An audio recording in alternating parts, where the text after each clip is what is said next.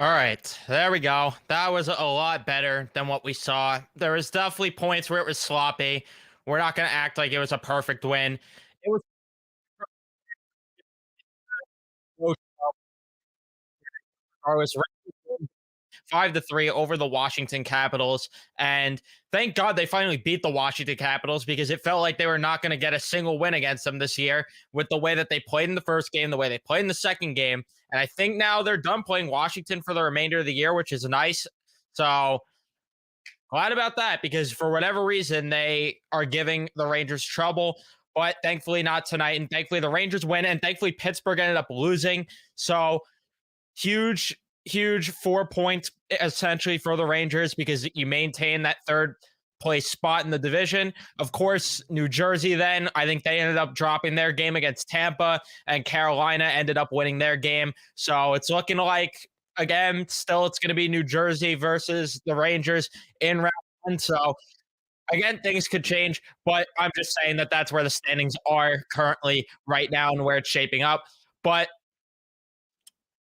they have one more game. Washington and the Rangers have one more game. Okay, thank you for correcting me there. But regardless, this was a huge win. This was a huge, much needed win, especially to get one in regulation, considering the fact that it was one regulation win in their last 12 games. Absolutely putrid. And yeah, it's huge to grab the 2 points. We're going to talk all about it. Before we do it, remember to leave a like on the video if you do enjoy. Subscribe if you guys are new, especially if you're Ranger fans, and turn on your notifications so you know when I upload a video next.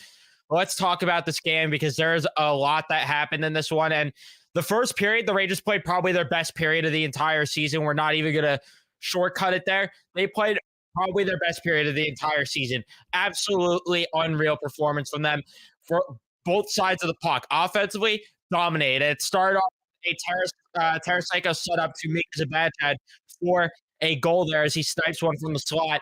Beautiful setup there by Vladimir Tarasenko.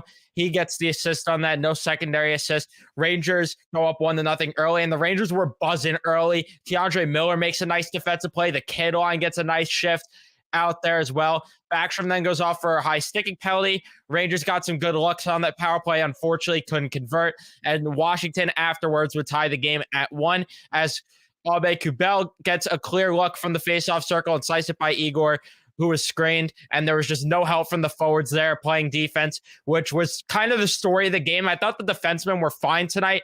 Forward-wise, need to improve team defensively. There needs to be help from the forwards going forward. Because obviously that was a huge issue tonight. But the Rangers would answer right back afterwards as Igor Shesterkin with a beautiful feed to Artemi Panarin. And Panarin feeds it over to Zibanejad, who gets a beautiful backhander, makes a nice move on Darcy Kemper, gets it by him to make it a 2-1 game. And then Washington takes another penalty. And the guy on my shirt who balled out tonight, absolutely balled out, Patrick Kane, rips a rocket of a shot past Darcy Kemper. Beautiful shot there by Patrick Kane. It's showtime, and the Rangers go up 3-1. And all that I had to say for that period, the boys were buzzing that period. Shots were 19-9 in favor of the Rangers. Play that way consistently, you're going to dominate hockey games. Unfortunately, it's kind of hard to play that way consistently, but if they could find close to that game, even 60% of that game, you're going to win a lot more hockey games. So that first period was very impressive. Unfortunately, they started to stay away from it come even the second period. I thought the second period was okay, but they definitely looked a bit off compared to the first period. But still, I thought they gave a solid effort in that second period. Fox takes a penalty that ends up getting killed. Rangers, though, make it 4-1. Patrick Kane that's a Vinny Trocheck who finds Truba out high, and he rips one by Darcy Kemper. That makes it a 4-1 game. Tarasenko then gets robbed by a block shot opportunity. Yet again, how many times has he been robbed by those opportunities? And then an odd man rush comes the other way for Washington on a play, and they end up scoring on that play thanks to a poor line change as Irwin sniped one by Igor Shesterkin. Again, no help. Mikkola got pissed on that play. It wasn't even his fault, considering the fact that, again, the forwards just did not help enough tonight on defense. And that's really what it came down to when it comes to how the defense was, you need more help from your forwards. You really did. Miller then went off for a tripping penalty. That penalty got killed. Igor made some big stops at the end of the period, but Rangers still played a solid period. They got outshot 16-11, but again, I really thought they weren't even that bad. I don't think the shots tell the story of that one. I thought they played a very solid second period for the most part. And the power play was kind of the main reason, or the penalties that they took, I should say, were kind of the main reasons Washington even got some of those shots. So third period comes around. Wilson and Goudreau go off for roughing penalties. Panarin then goes off for a holding. And Igor makes a huge stop on Dylan Strome. So that was a huge save there that probably saved the game in retrospect here. They ended up killing off the penalty. Mikkola then goes off for a hooking penalty. I don't blame him for taking it because they would have ended up scoring, but they end up scoring either way as the penalty comes to an end. But unfortunately, Mikkola couldn't get back there in time out of the penalty box. Vinny Trocheck tries to dive and block a Nick Dowd shot. Nick Dowd ends up getting a rebound opportunity, and he ends up burying that opportunity to make it a 4-3 game. And we're all holding our breath because the Cardiac Rangers yet again are striking. And by third period, again, not good enough, but Kane and Kreider on one opportunity couldn't convert, unfortunately. But thankfully, with the empty net, Jimmy Vesey rips a backhander on it, and they end up converting on it. Keandre Miller with the assist, 5-3 game, and the Rangers hold on to win. That was stressful. Shots were 6-6 in the third period. So it's not like they allowed a lot of shots, but it felt like those chances that they did allow were a lot of high danger chances. I want to see what Money Puck had for the game. Deserve to win a meter by the end of this thing, because this game definitely got hectic towards the end and really boosted Washington. But the Rangers actually, I think, had the edge there just over. Oh, no, never mind. I can't tell. It's not evening out. Wow, it was a 50-50 game by the end of it. So that's crazy. I've never seen it get to 50-50 on there. But regardless, the third period just was not good enough. They didn't produce enough offensively. They were held in the D zone for way too long. And again, too many high danger chances, I thought, in the end of the period. But you ended up holding out and getting the win. Igor came up huge for the Rangers tonight. And that was really the main story when it comes to this game. And outside of Mika Zibanejad and Patrick Kane both balling out in this game, both of them were really huge for the Rangers in this one, which we'll talk more about. Shots in the game, 36-31 in favor of the Rangers. Face-off percentage, 53-48 in favor of Washington. Washington's power play on 0-4, but again, they score right after. So good work by the penalty kill unit, but it was bound to happen after you take that many penalties for them to score. Rangers power play went 1-for-2, which is nice to see them actually convert on the power play. Hits were 30-16 in favor of the Rangers. Block shots 20-14 in favor of the Rangers. Giveaways 8 for Washington, 7 for the Rangers. Not a lot of turnovers, which was beautiful for the Rangers because, again, we know they turned the puck over quite a bit, and they've kind of been limiting that between this game and the last game. And last game, you guys know I was aggravated after that last game. You guys know. So definitely would like still a bit more from them, but again, this is a step in the right direction for sure. They definitely looked a lot better today, not just because they won, but they just genuinely did, especially that first period. But they got to find that first period play, or at least close to it consistently, and play it consistently, because that was the key to success there. And that is how they're going to win games going forward. But we'll get to chat a bit before I talk about how each individual player performed. And yeah, inject that first period directly into my veins. Agree with that 100%. And there's something to be said. You got to wonder, though, if this would have been a closer game if Ovi was in. I don't know. Can we talk about how great our PK was this game? Lindgren is our best penalty killer by far, and we've been great on the PK the past 3 games. 100%. Yeah, the penalty kill has definitely stepped up huge, and they stepped up really big today. Again, it's unfortunate right after that they ended up scoring that goal, but I'm not really too mad about the goals that they ended up allowing. A lot of it was just kind of weird plays. Like, the only one I'm really mad about is the line change. You can't make that line change there.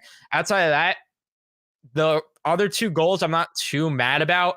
It just kind of is what it is. But again, too many high danger chances at the same time. Too many high danger chances. So they got to limit those.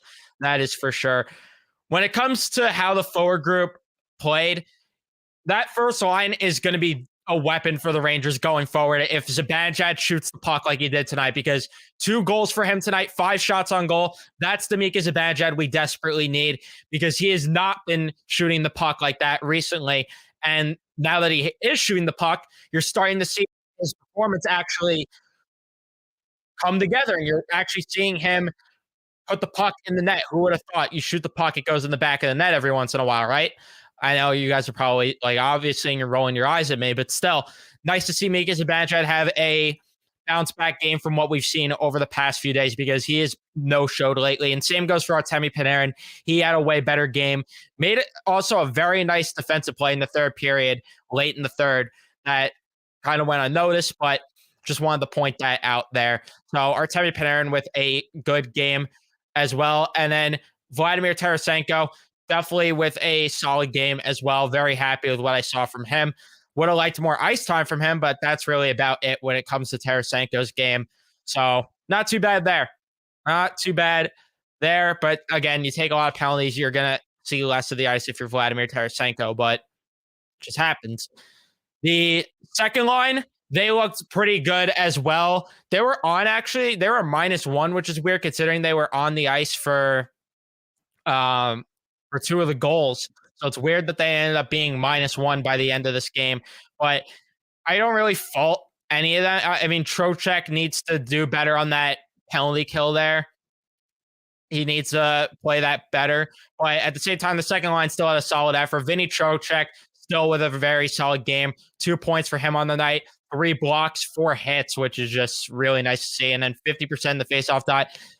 I've been saying it lately. Trocheck's been one of the most consistent forwards, and he's probably been the most consistent top 6 forward for the Rangers. And he showed it yet again tonight. Very happy with Trocheck.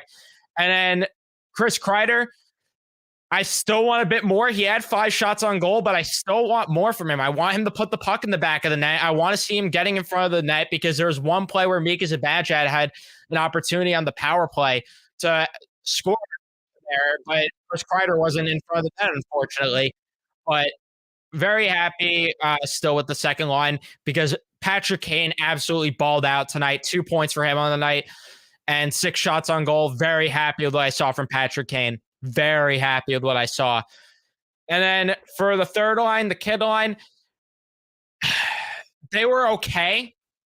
They were okay. I want more, but they were okay.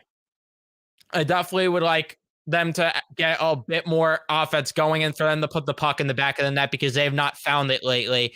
And Lafreniere's been very solid lately, but Kakko and Hedel have kind of been dragging him down. And it's weird because Lafreniere was the one struggling before when Hedel and Kakko were on a bit of a heater there. But now it's kind of the other way around, and we're seeing Hedel and Kakko kind of being a bit of a slump. Kakko had that one nice move. I think it was in the first period where he should have just drove to the net, like they were saying on the broadcast. You got to drive to the net on that opportunity. But still a decent game for the kid line. Would, again, like them to get a bit more chances. And then the fourth line, they were very good today. Very good tonight. Mott, Gaudreau, Vesey, this is the fourth line that we were hyping up for a reason. And it's because of the fact that they could forecheck, they could back check, and they could play in the neutral zone. They dominate in all 3 zones. Very happy with the fourth line. I can't say enough good things about the fourth line. And they're going to be a huge factor come playoff time for this team if they're going to make noise. So I'm very happy with the fourth line. The defense, again, I'm not disappointed with anyone on the D-core. I thought every goal that ended up being allowed by the Rangers were kind of just plays because of the forwards or, again, a poor line change. Harper was really the only defenseman that I think really struggled tonight. But outside of that, Schneider, very good game from Braden Schneider. Trouba, very good game from Jacob Trouba. Fox, very good game from him. Mikkola, decent game. There were a couple plays that I didn't like that he made.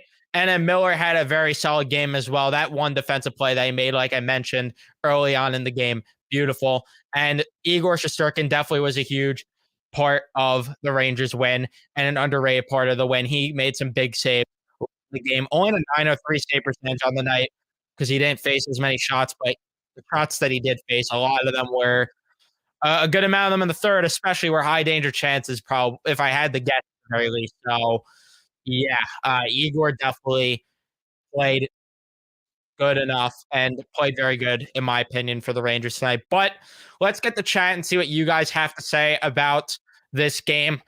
And yeah, April 2nd is against Washington. Thank you for correcting me. So I apologize that I got that information wrong there. Kreider, I'm very disappointed. I know you were okay, but one, he skates. Two, I don't care if it's bouncing. You have to score that empty net. Three, he looks upset. I don't know what or why he's playing like this. Yeah, he's been invisible lately, and we need more from Chris Kreider.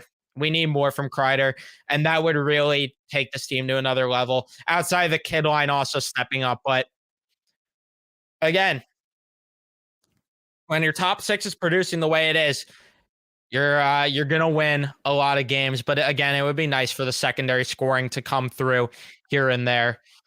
And Laffy is the only good one on that line. Yeah, lately, yes.